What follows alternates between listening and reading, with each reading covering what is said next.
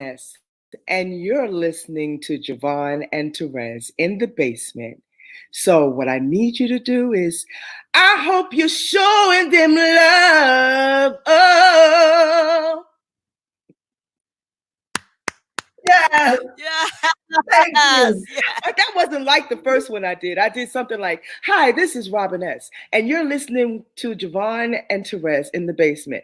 Show them love." This is Terrell Carter, and you are listening to Brunch in the Basement with JaVonne and Terez. Hey, this is Avery Sunshine, and I am in the basement with JaVonne and Terez, shining. What's up? It's your girl Monifa, and you're tuned in to Brunch in the Basement with JaVonne and Terez. Hey, it's your girl Allison Williams, and you're in the basement with JaVonne and Terez.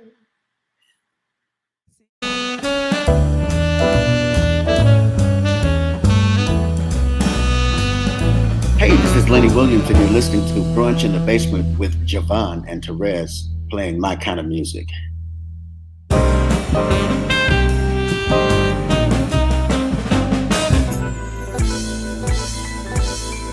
Still in the basement, no longer alone, with my homegirl Terez on the microphone. Music politics are just chatting it up. Brunch in the basement, see that's what's up. You never know who might run through. Legendary artist or someone brand new. You miss a lot when you miss one day. At least that's what I heard somebody say. But it doesn't really matter what whoever says. It's always a good show with JaVonne and Terez. Yeah. Brunch in the basement with JaVonne and Terez. Yeah. Let's see who we got today. Come on, everybody's a friend in my head. I already know everybody. Whatever it is, it's gonna be good. One day I'll tell you about me and Shaka Khan, but you know. Oh my gosh. Yeah, but she doesn't know anything about it. But anyway. No, she doesn't. She wasn't even there actually. But anyway, but she did mention none other than Shaka Khan as one of her. Why you gotta say? Wait a minute. Why you gotta say Shaka? She did mention no other than Shaka Khan. I'm like, where does your voice go? What happens? What's happening? Even the mere mention of her name.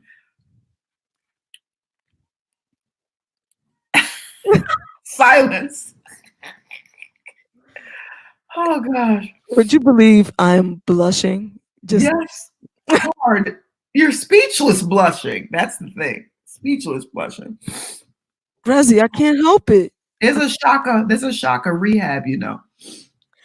If there's a cure for this, I don't want it. I don't want it. Senses though, Jay. She's got our ears and I'm gonna send y'all some perfume. I'll definitely get an address. I'll send y'all out tomorrow. You can send me some cologne, because I mean, you know, yeah. Just in case I should meet Shaka Khan, I want to smell really, you know, nice. Oh God.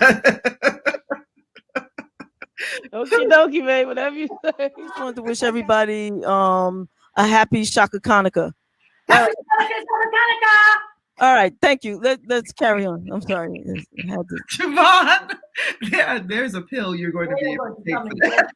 I promise not to tell them which way you went, but they're coming for you.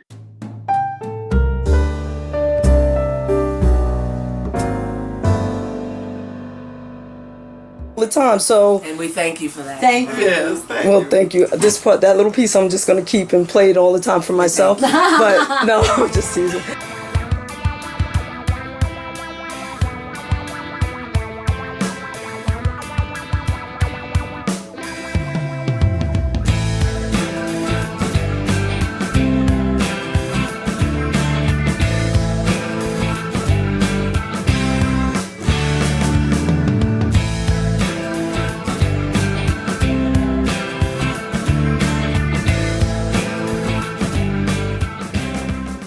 And I think it's time, Terez, to do a little rapid fire with Mr. Richard Pryor Jr. I think so. So yeah. Don't worry, we won't hurt you.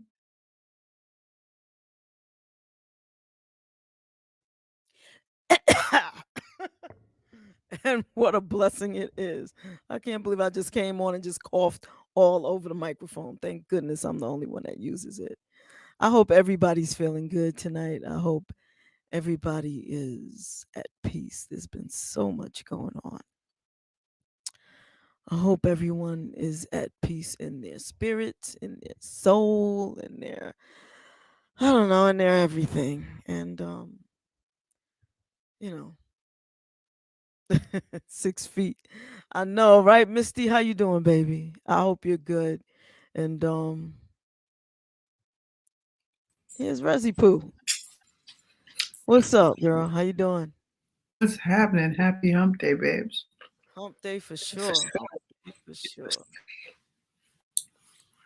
What's going on? You got your white on today. That's good.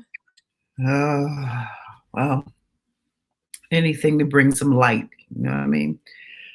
In, as opposed to, you know, my favorite and most important color, black, which is what I love. How's everybody? So far the only check-in is Misty. I'm hoping everybody else is good. As we know, people will trickle in. This is going to be a great show. When Dr. Wendy Williams comes on, even before that, it's great right now. But I'm just saying that I've been looking forward to the conversation. Lights on, lights on. I know I didn't turn my lights on for some reason. For some reason, this is flickering. I don't understand why. Yeah, but the good light looks good. Is it loose? I can get my unwilling assistant to come down and turn some lights on for me because I feel like I'm sitting in the dark. Give me my unwilling assistant. How was your day today? It was, it was work. It started out all right. Then it got a little weird. Honestly, I'm in my feels today.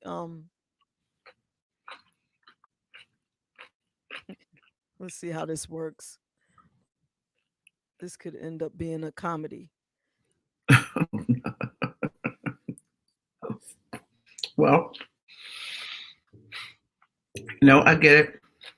The idea is to, what I've been reminded, let's just say.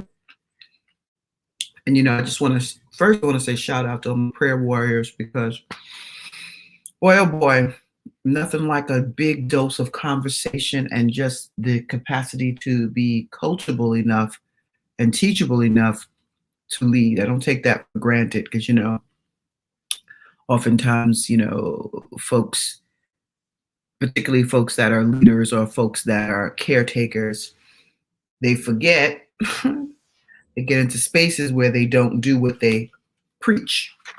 And I told myself I never wanted to be that chick, because I think life is full of learning opportunities.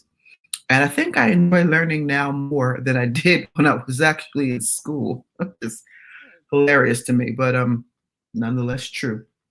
So when people that I love and respect give me sound ideas to try, and I have not tried them, or haven't done them before, considered it, I use it as a, hey, that's something I haven't done. The same way I would say, hey, there's a restaurant I haven't tried, or so hey, there's some self-care here that was presented. I'm going to try, even if it's foreign to me, Right.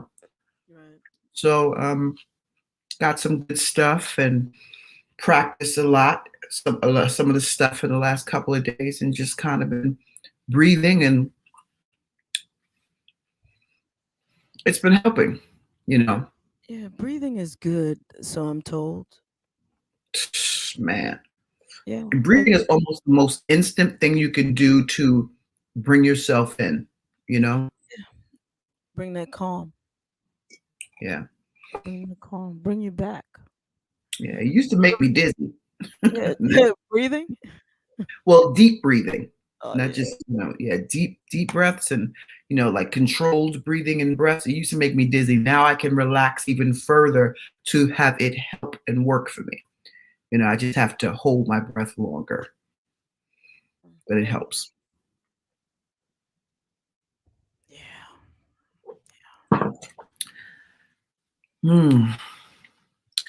What's this say? I'd interviews with celebrities, upcoming artists, politicians, or even your next door neighbor, grown folks only. Okay, got it. EU 6 feet. What's that mean? Because I coughed when I first came on. I kind of coughed all over my mic. That mic is some serious business. That's why they have the windscreens and things like that to popping screens. Yeah, and covers and whatever. You have to see Mo before she, like she has her own microphones, but depending on the setups, because some of the want to set up a great mic on something that's kind of weird. So she generally uses the setups that they have, but she's like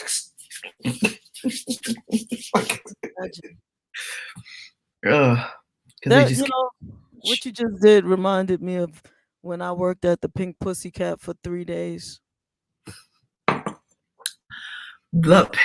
Shout out to the legendary Pink Pussycat. One time, just a moment of silence for the Pink Pussycat. And you said you worked there for how many days? 3 days. And 2 questions come to mind. Well, 3.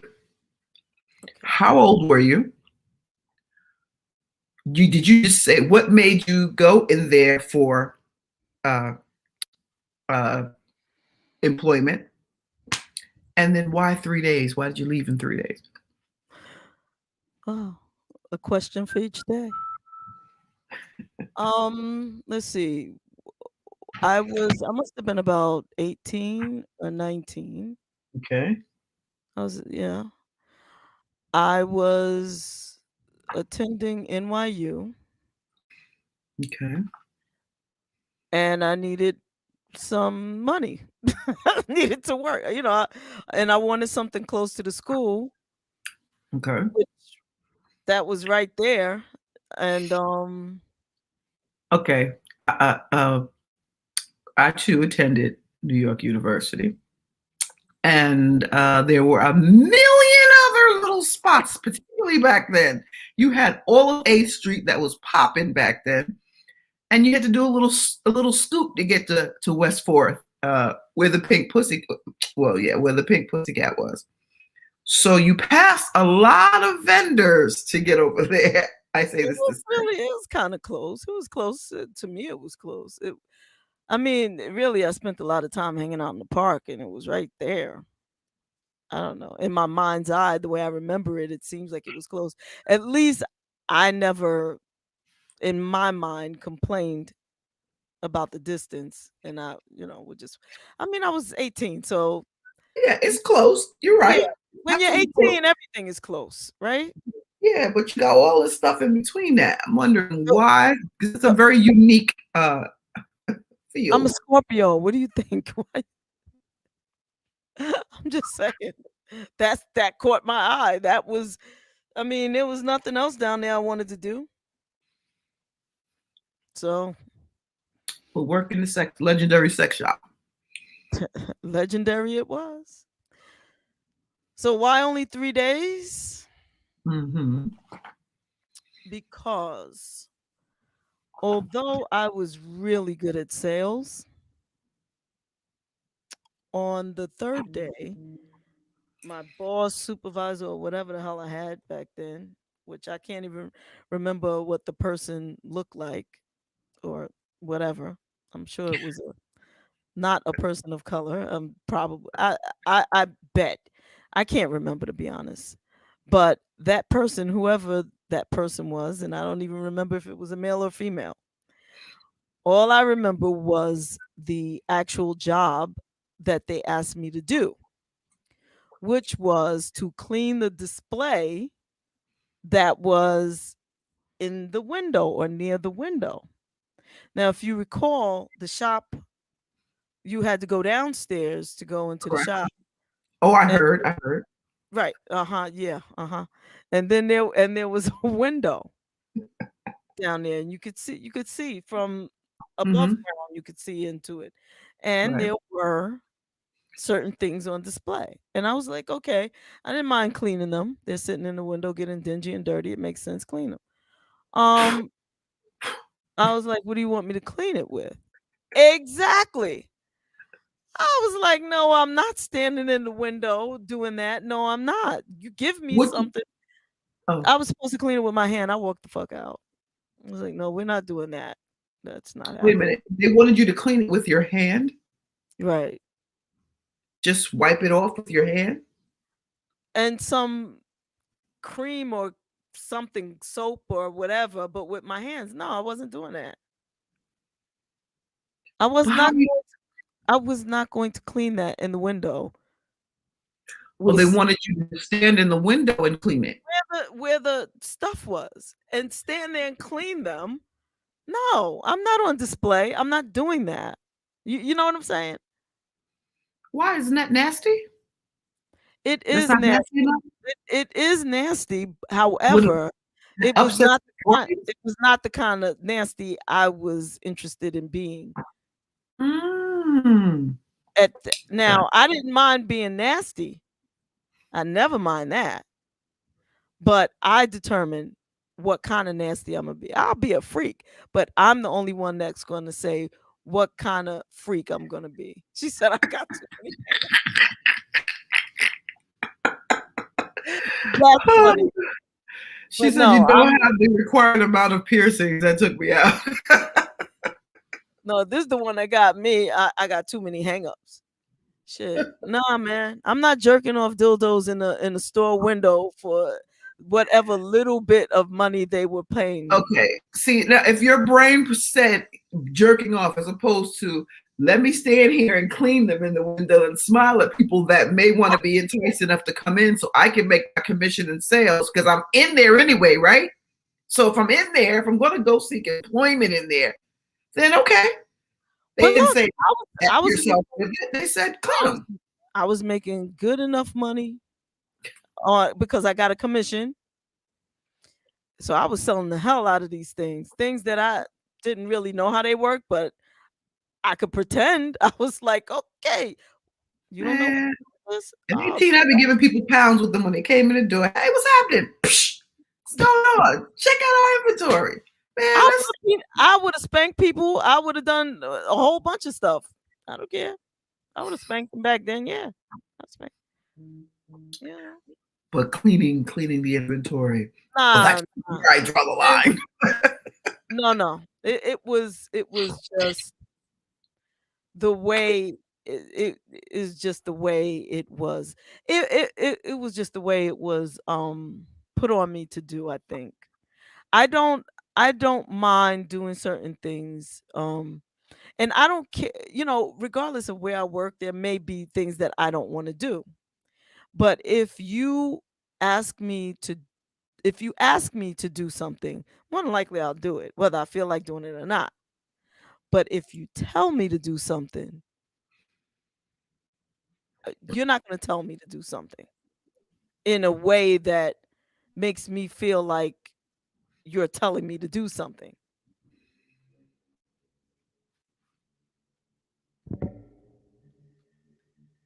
There's just let's just put it like this: the RESPECT. There you go. So they said it to you. They told you in a messed up way. In a way that made me feel like you think I'm somebody that is not able to do something else. Like you understand what I'm saying? Like I had to stand there and do that, or else what? Like just sounds like we're missing some stuff.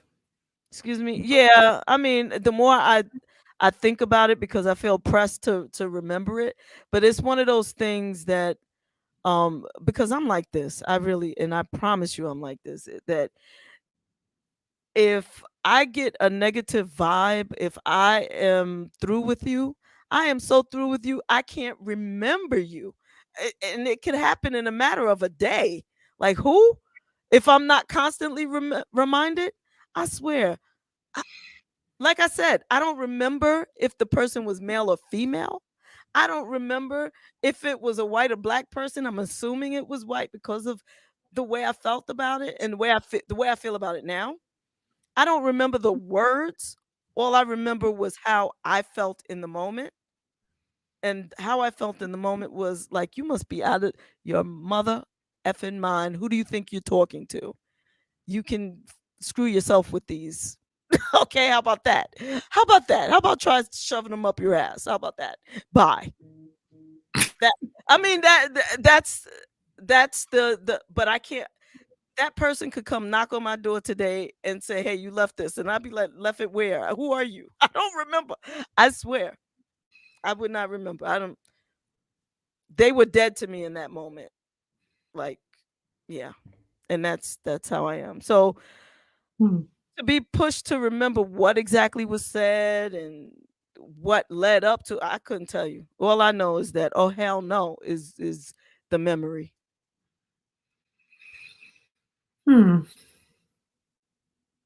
Okay. Got it. No, you're all no. That was very therapeutic in your response. No. You know what it is? I think that you help me a great deal because you require me to listen, because particularly about like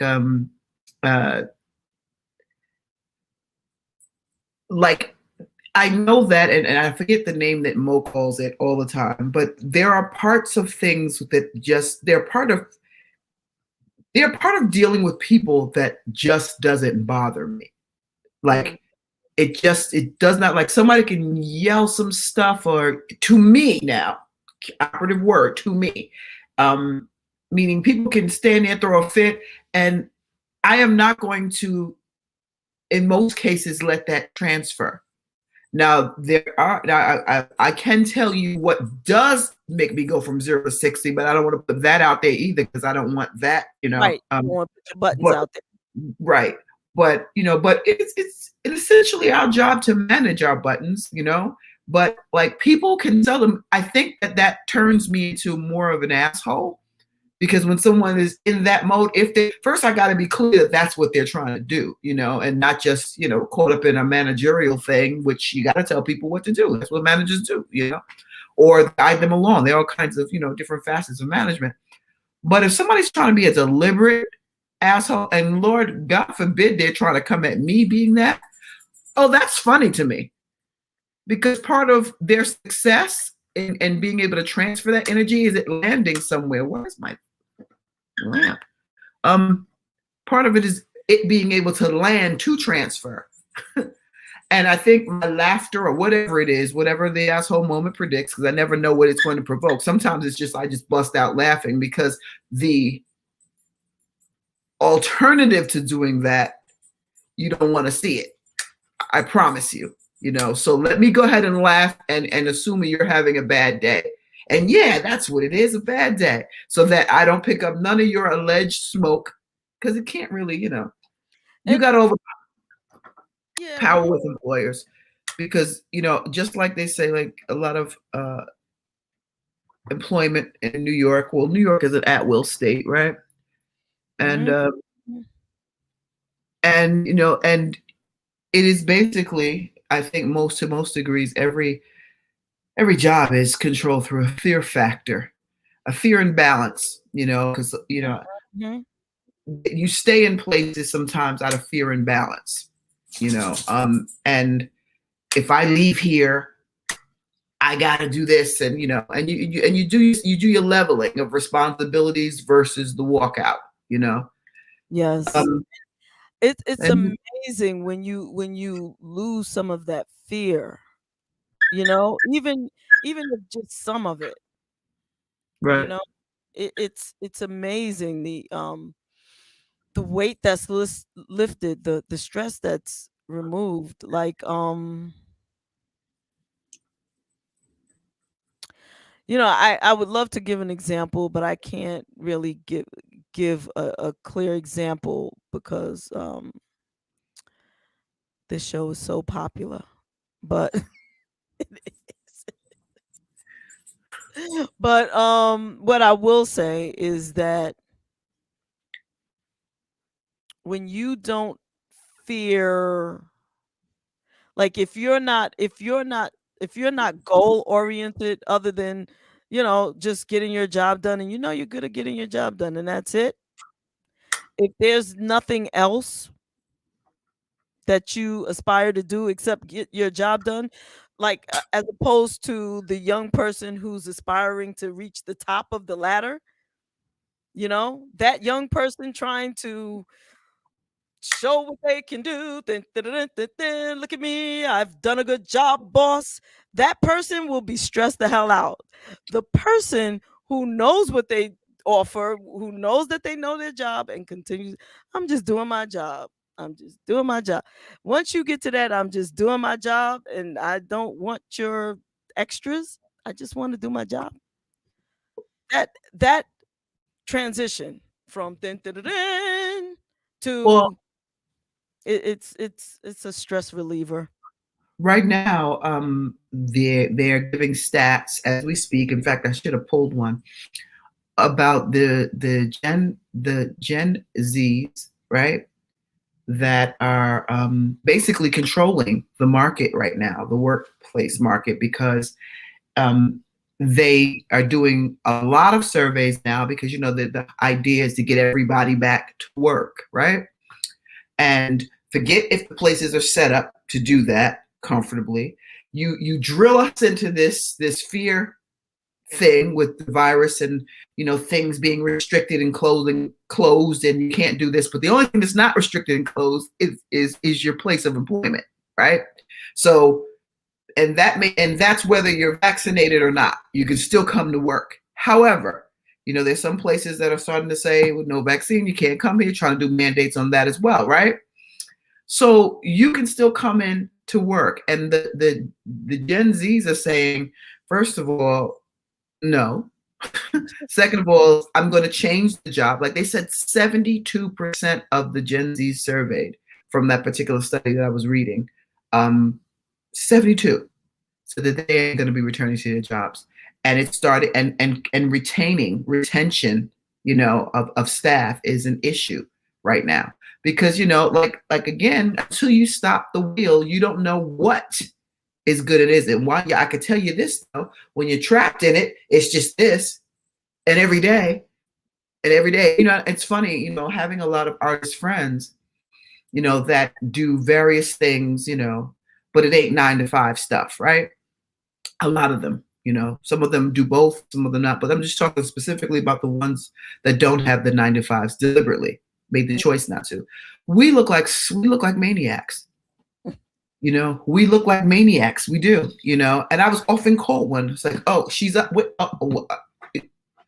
That was their response to, well, can you check to see if she's going to even be around, Hey. So, so now they're being employers are being forced to look at what's on their books. Do they have things like incentive? What incentives or what can you do to incentivize your people from even walking in the door? Now you need to honor your workforce in a way that you didn't. If you are still dealing with that old modality of the workforce, something ain't right. Something's not right there. And, and people have to make choices, and albeit sometimes hard, but they got to make choices. You have to, your own person, because at the end of the day, guess what? You're not around here to do it. Then what? I guarantee you those doors open the following day. Before your services to commit you to the ground, there'll be somebody else in your spot. Oh, that's right. I've seen it happen. Man, listen. Especially over the past 2 years. Yeah, I've watched people go out on things like maternity leave and things that were supposed to assure you to have the position when you get back. And I've listened to people try to hire folks to take the position, not temporary either.